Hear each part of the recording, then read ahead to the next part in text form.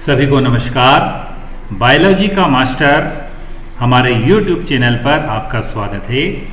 आज हम 11th और 12th बायोलॉजी के एक टॉपिक को लेकर आपके सामने हाजिर हैं और चैप्टर, जैसा कि टॉपिक का नाम आप देख रहे हैं, स्ट्रक्चर ऑफ फ्लावर, एक पुष्प की संरचना। डियर स्टूडेंट, जैसे कि हम जानते हैं सभी एंजियोस्पर्म पौधों का मुख्य लक्षण होता है यह फ्लावर या पुष्प को प्रोड्यूस करते हैं, और जो पुष्प होता है यह पौधे का सेक्सुअल पार्ट होता है, अर्थात इसी में परागण की क्रिया के द्वारा निषेचन संपन्न होता है और फल एवं बीजों का निर्माण होता है। तो आइए टॉपिक शुरू करते हैं। देखते हैं हम पुष्प की संरचना में क्या क्या होता है। एक साधारण पुष्प की संरचना में 4 भाग होते हैं।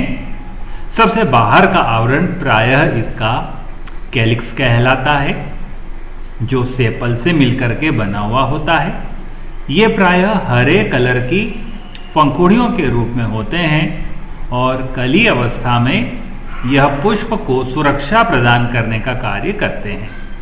वहीं हम देखते हैं रंगीन पंखुड़ियों के रूप में यह पुष्प का दूसरा वर्ल या भ्रमी होती है, जिसे कोरोला कहा जाता है। इन पंखुड़ियों को जो कलरफुल होती है पेटल्स कहलाती है। रंगीन पंखुड़ियां कीटों को आकर्षित करती है और पुष्पों में परागण की क्रिया को प्रेरित करती है। थर्ड वर्ल या तीसरी भ्रमी के रूप में हम देखते हैं पुष्प के नर प्रजनन अंग एंड्रोशियम या पुमंग आते हैं, जो स्टेमेन इकाइयों से मिलकर के बने होते हैं।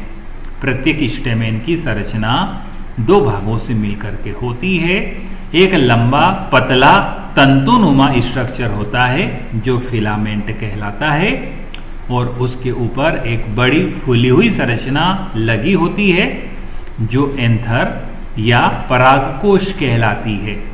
यह परागकोश प्रायः द्विपालित या बाइलोब्ड होता है और इसकी प्रत्येक पाली में 2-2 परागधानियां पाई जाती है। सबसे सेंटर वाला पार्ट पुष्प का गाइनोशियम कहलाता है, जिसे जायांग भी कहते हैं। इसकी इकाइयां पिस्टिल होती है जो ओवरी, स्टाइल और स्टिग्मा से मिलकर बनी होती है। गाइनोशियम का निचला प्रारंभिक भाग फूला हुआ होता है, जिसे ओवरी या अंडाशय कहा जाता है।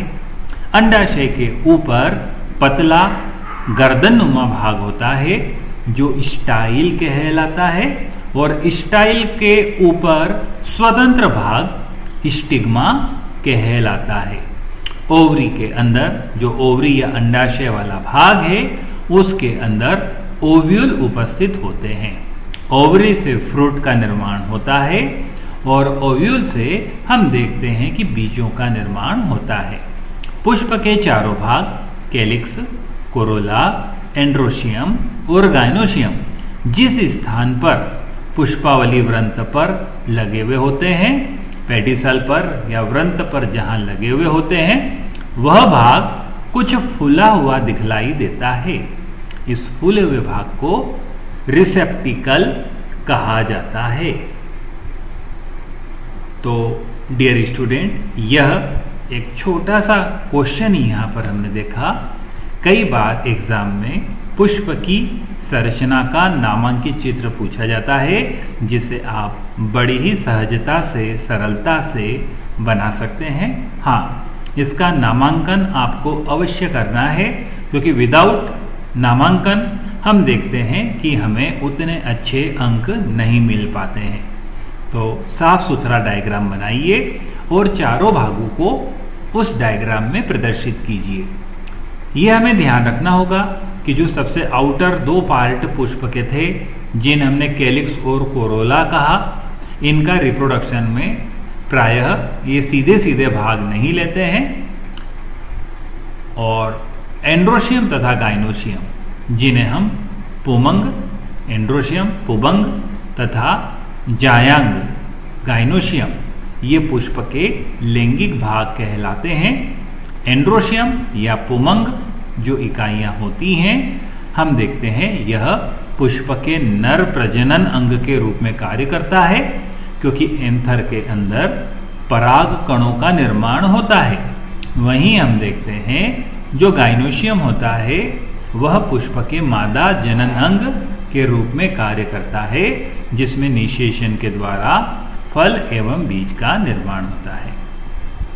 डियर स्टूडेंट, बने रहिए बायोलॉजी का मास्टर हमारे YouTube चैनल के साथ, जिसमें आपको 9th से लेकर BSc फाइनल तक के बायोलॉजी से रिलेटेड सभी टॉपिक सरल रूप में समझाए जाएंगे। लाभ लीजिए, अच्छे अंक लाइए और अपने माता पिता का, सभी का नाम रोशन कीजिए। Thanks for watching. फिर मिलेंगे अगले वीडियो में।